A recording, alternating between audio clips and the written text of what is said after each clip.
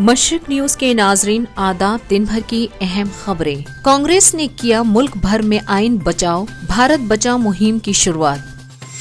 Detention camp पर झूठ बोल रहे हैं पीएम मोदी। CAA और NRC नोटबंदी का पार्ट 2 है राहुल गांधी। शहरियत कानून से मुसलमान अपने ही मुल्क में दूसरे दर्जे के शहरी बन जाएंगे, तेलंगाना कांग्रेस। चले जाओ पाकिस्तान वरना मैं नहीं छोड़ूंगा।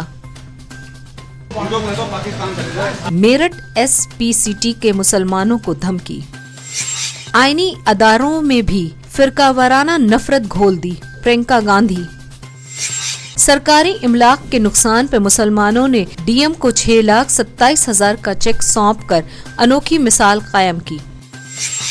मरकज का दावा बंगाल में डिटेंशन कैंप की तामीर जारी है, रियासती हुकूमत का इनकार।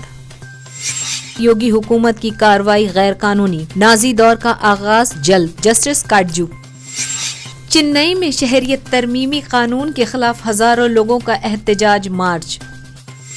दिल्ली में शदीद ठंड, दर्जा हरारत 107 डिग्री रिकॉर्ड। उत्तर प्रदेश में 28 लोगों की मौत।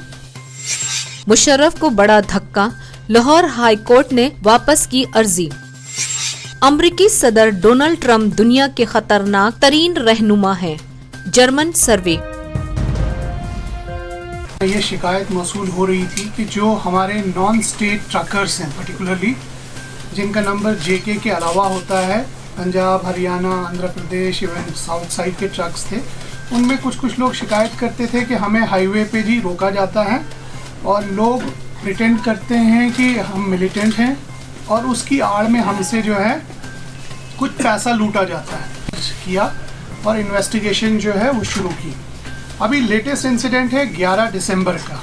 11 दिसंबर को भी इसी तरह का एक वाकया पेश आया हमारे इसी पारिमपुरा की जुरिसडिक्शन में, हाईवे पे, जहाँ पे एक आंध्र प्रदेश नंबर का ट्रक जो था, ट्रकर्स को रोका गया और गन पॉइंट पे उससे जो है 23,000 रुपये, 23,000 रुपीज़ उससे लिया गया।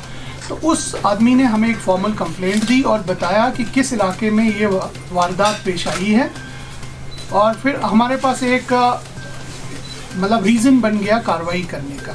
तो हम लोगों ने इस चीज़ को बहुत सीरियसली लेते हुए, क्योंकि इससे पहले काफ़ी लोगों ने ज़बानी बताया था, लेकिन जब कार्रवाई की बात होती थी तो वो कागज़ पर लिखने से या फॉर्मल कंप्लेंट देने में थोड़ा हिचकिचाते थे।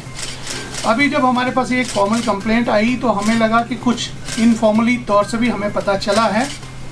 तो हम इसको क्या था कि ये ट्रक वाले को एक नॉर्मल जैसे समझ लीजिए जो लिफ्ट के लिए रोक देता था और रास्ता इनको पूछता था, पारिमपुरा मंडी का रास्ता कौन सा है, तो उसको जानबूझ के ये बिमना हमदानिया कॉलोनी की साइड ले जाते थे। तो जब वो किसी अकेले एरिया में पड़ जाते थे तो उनको थोड़ा एक सेंस ऑफ इनसिक्योरिटी आता था, तो डर के मारे वैसे ही इनको कुछ पैसा दे के ये लोग निकल जाते थे। ये उनको वेपन अक्सर जो है फिरिंग के अंदर से ही दिखाते थे, या जो टॉय पिस्टल है वो सामने रख के दिखा देते थे। तो इस तरीके का एक सेंस ऑफ इनसिक्योरिटी भी कुछ ट्रकर्स में था। वो जनरली रात में पंथा चौक में ही रुक जाते थे। तो जिनको पारिमपुरा आना होता था या नॉर्थ कश्मीर जाना होता था, तो ये एक तरह से हाईवे हमारी एक इनसिक्योर सी जगह बन रही थी फॉर आउटसाइड ट्रकर्स।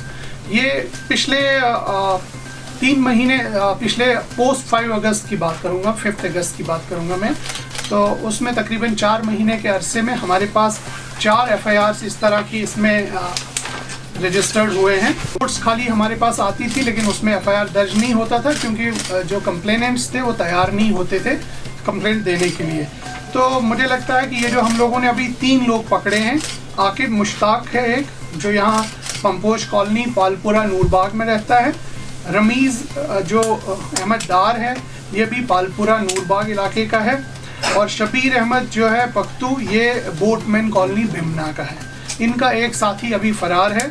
आकिब से हमें एक डमी AK-47 जो रिकवर हुई है और एक नाइफ उसके पास बड़ी सी है, और रमीज़ के पास भी ये डमी AK-47 है, और शबीर के पास जो है एक पिस्टल है, ठीक है ना, टॉय पिस्टल सर, वो हुई है। और उसके अलावा जो कैश इन्होंने टोटल एक्सटॉर्ट किया है, जिसकी डिटेल हमारे पास अभी तक आई है, 2,84,000 रुपये इन्होंने टोटल इन महीनों में किया है, जिसकी अभी रिकवरी इनसे कैश तो सिर्फ 14,200 हुआ है, बाकी पैसा इन्होंने दाएं बाएं इस्तेमाल कर दिया है। एक गाड़ी DL नंबर की है, उसकी भी हम तहकीक कर रहे हैं।